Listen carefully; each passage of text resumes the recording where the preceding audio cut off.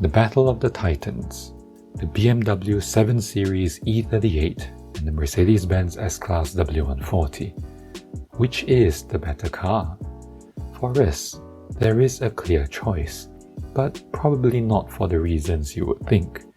This video was nerve-wracking to produce, as it would likely be our most disliked video on our channel, as it would probably piss off half the world of car enthusiasts whichever car we choose. But you won't be able to tell, since YouTube in their infinite wisdom removed the dislike count, which we believe is a terrible idea, as it hurts smaller content creators like us that produces well-liked videos, but our viewers don't have an obvious metric to know this. But we digress.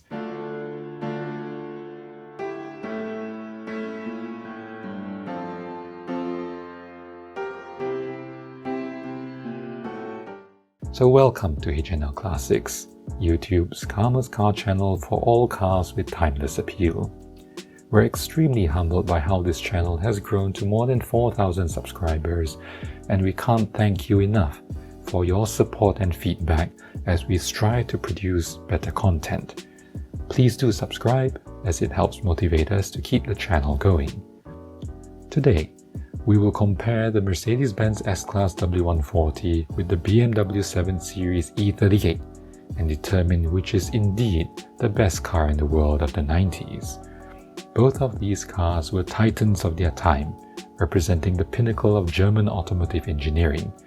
If you own either of these in the 90s, both cars unquestionably scream that you've made it to everyone else. And if you own both, well then that's just simply showing off. The W140 was manufactured from 1991 to 1998, an over-engineered behemoth of a vehicle from Stuttgart. The E38 followed soon after from Munich, manufactured from 1994 to 2001. The previous S-Class already had the reputation of being the best car in the world, and BMW was determined to dethrone Mercedes-Benz in this aspect with the E38. The E38 was offered with several petrol engine options, ranging from the 2.8-litre straight-six M52 B28 to the massive 5.4-litre V12 M73 B54 that put out 322 horsepower and 361 pound-feet of torque. It had a few diesel engine options, one of them interestingly a V8 diesel engine.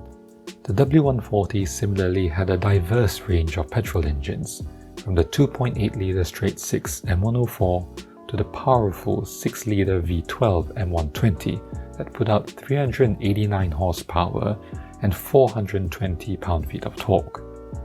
Only inline-six diesels were available, however. The top-of-the-range W140 and E38, which are the 600 SEL and the 750 IL respectively, could do 0 to 60 in a similar time of about 6.5 seconds. As fate would have it, BMW's flagship performance power plant went on to serve in the world's most luxurious vehicle at the time, the Rolls-Royce Silver Seraph, whereas the quiet and smooth Mercedes-Benz M120 engine found itself a new lease of life in the Pagani Zonda supercar. On the exterior design, the E38 cuts a sleek and elegant figure, timeless in its design, and it is what we would regard as one of the most beautiful BMW cars ever built. With chiseled and flowing lines, the E38 looks menacing and fast even while standing still. We believe the short wheelbase version of the E38 looks better as compared to the long wheelbase with the exaggerated stretched rear doors. Looking suave and sophisticated, the E38 was the choice of 007 after all. The W140 sits in stark contrast to the E38. The many monikers that the W140 gets, such as the whale, the boar, the tank, and the baby elephant, is testament to the slab-sided design that is not universally loved. It certainly has plenty of presence and intimidating at times, but few would describe the car as sleek or handsome. The long wheelbase version looks more proportional on the W140 than the short wheelbase, as a result of the overall heft of the design. The W140 is undoubtedly the car of choice for heads of state, captains of industry, and despots. Getting into the interior of the W140, you instantly notice the cavernous interior, acres of leather and wood trim, and the widest instrument cluster to ever grace the dashboard of a Mercedes-Benz up to that point.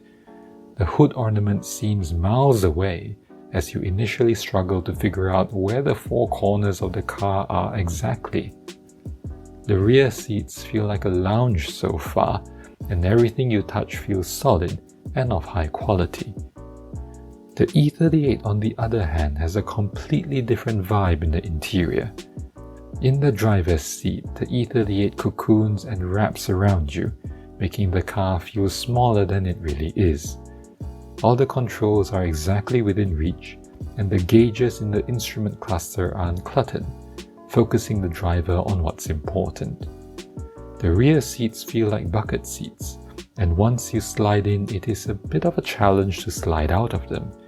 Not ideal for a graceful exit, but perfect to hug you tight for going around corners at speed.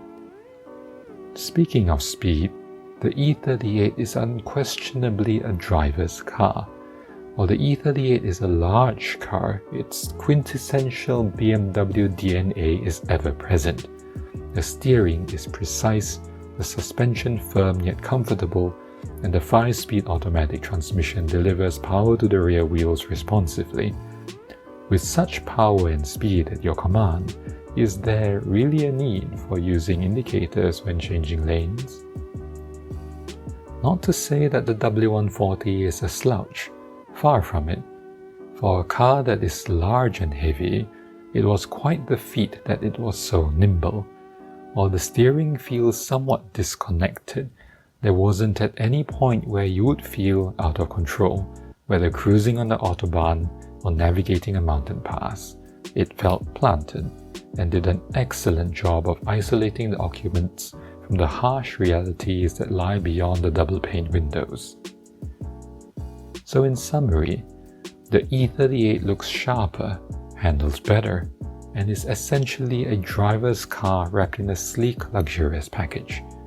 The Mercedes-Benz W140 is more imposing, quieter and more comfortable, and delivers a Bankford-like experience that is second to none. Both are loaded to the brim with toys and gadgets, and both are generally reliable cars when maintained well. So, which car deserves the title of the best car in the world? To us, the answer is very clear. After 30 years since both cars were launched, one of them has withstood the test of time and mileage more than the other. The BMW 7 Series E38 is getting harder to spot in the wild due to a combination of factors such as overall lower production numbers, reliability issues with certain drivetrains, and increasing difficulty in parts availability over time. The Mercedes-Benz S-Class W140, on the other hand, has developed a reputation of bulletproof reliability and bulletproof windows, as some would like to believe, and quite likely would remain on the roads for as long as its predecessor, the W126. And therefore, we believe the best car in the world of the 90s was indeed the Mercedes-Benz S-Class W140. So which car would you like to have in your garage? The E38, the W140, or both? Let us know in the comments below. Thanks for watching, and we'll see you in our next video.